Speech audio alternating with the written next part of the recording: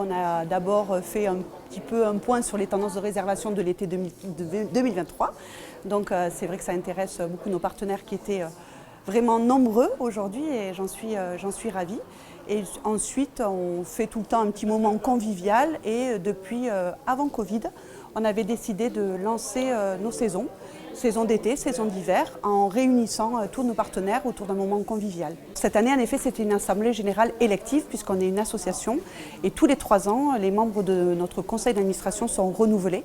Et donc cette année, nous avons fait les élections des 3 collèges qui sont donc remis en jeu. Félicité.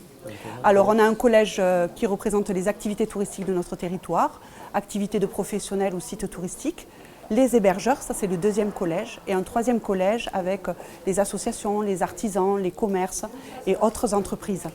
Avec un souci d'équilibre territorial. Tout à fait, puisqu'on a un office de tourisme intercommunautaire, les Pyrénées-Ariégeoises, c'est la Haute-Ariège et le pays de Tarascon. Donc il faut une bonne représentativité de chaque partie pour que le conseil d'administration puisse valider ce que techniquement on lui soumet. On avait un mois incroyable avec les ponts de mois de mai qui étaient tous favorables.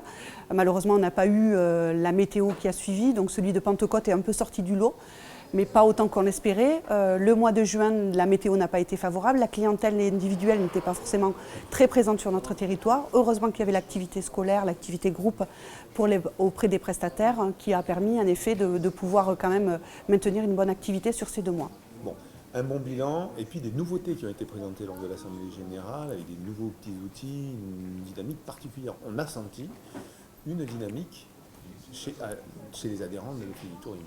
Oui, en effet, c'est vrai que depuis que nous avons mis en place, je dirais, cette politique mieux se connaître pour mieux se prescrire, on a mis en place des événementiels pour que les partenaires arrivent à se connaître entre eux, parce qu'il faut rappeler que nous avons le pays de Tarascon, la vallée de Vic-de-Sceaux, les vallées d'Axe, le Donnezan, c'est un territoire large avec une offre très complète. Il est important que les personnes apprennent à mieux se connaître, mieux se prescrire pour se faire travailler entre eux.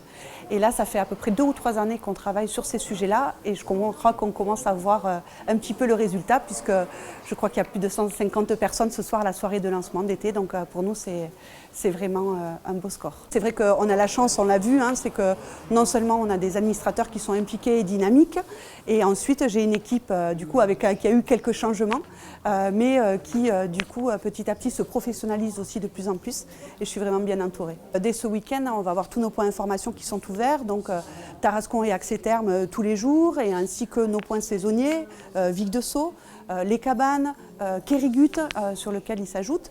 Donc c'est vrai qu'on a une équipe qui doit bouger entre les différents points info. Donc notre équipe se renforce de personnel saisonnier. On a connu nous aussi les difficultés de recrutement de ce personnel saisonnier. On doit adapter les contrats. On faisait les contrats 2 mois, 3 mois, 4 mois. Il y en a qui sont là pour 3 mois et demi, il y en a 2 mois et demi. Donc c'est vrai que comme les entreprises, on est un petit peu face à cette difficulté, mais bon, jusqu'à présent, on a trouvé. Le projet des Vallées Ingénieuses, c'est un projet que suit l'Office de tourisme depuis 2016. Ça réunit donc des sites de visite industrielle avec le Talc. Le Talc, c'est emblématique de la ville de Luzenac et je suis ravie de voir ses portes ouvertes parce que c'est quand même l'identité de cette commune et vraiment qu'elle puisse être partagée par les touristes. C'est important, c'est un complément avec la visite de la carrière puisqu'il faut rappeler que les conditions de visite pour la carrière sont particulières. Il suffit qu'il fasse nuageux, la visite est annulée et c'est vrai qu'on avait des déceptions puisque les gens ne pouvaient peut-être parfois ne pas visiter. Là, ils pourront se replier sur la muséographie. Il y a notamment aussi des informations sur la partie usine qui ne se visite pas. Et enfin, on va pouvoir avoir des informations qui sont délivrées. Donc c'est un vrai produit, on est ravis de l'accueillir. Et il vient compléter celui de Montaneo, plutôt sur l'hydroélectricité, sur la biodiversité de la réserve d'Orlu. Et troisième... Le 3e projet qui va ouvrir plutôt autour du 20 juillet, on va dire, c'est la voie à mobilité active qui s'appelle la Camina. C'est un itinéraire qui va permettre de rejoindre les cabanes jusqu'aux Forges d'Orlu, soit en vélo, soit à pied ou à cheval par exemple.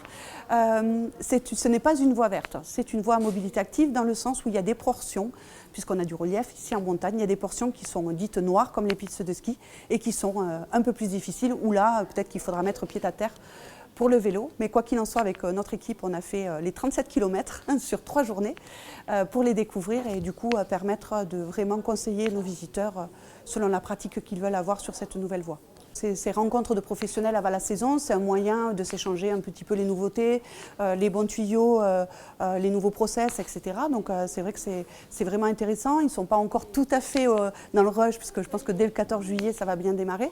Et c'est vrai que c'est quand même des moments qui sont très appréciés. Et puis Xavier, c'est un homme de convivialité, d'hospitalité, donc je crois que ça retrace tout à fait sa personnalité.